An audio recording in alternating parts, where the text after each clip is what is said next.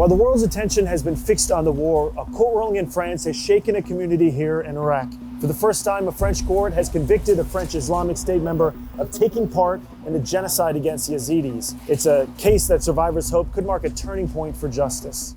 It is just so important for the survivors to see that someone is looking at this case.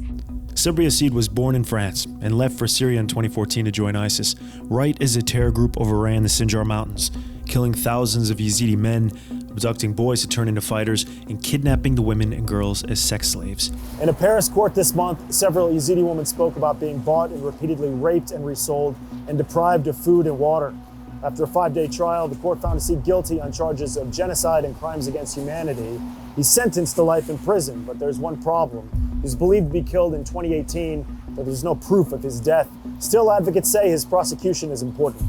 Whether you're dead or alive, if you've committed these crimes like genocide, enslavement, slave trade of a human being, rape of these women, you need to be held accountable, and the world should acknowledge that these crimes were committed. This is the first case of its kind in France. Courts in Belgium, Germany, and Sweden have already convicted several ISIS members, but accountability remains limited because building cases against them is complex. An estimated 40,000 foreign fighters and their families from around 100 countries joined the extremist group.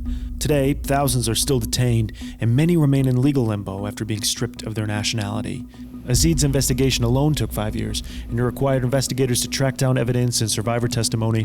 Yazidi leaders say this ruling is important, but far from enough. Many survivors are still displaced, and more than 2,500 are still missing. And with recent ISIS prison breaks and transfers of detainees back into Iraq, there are growing fears the terror group could come back even stronger. Our genocide is still ongoing. The impact that it has had on our community will go on forever.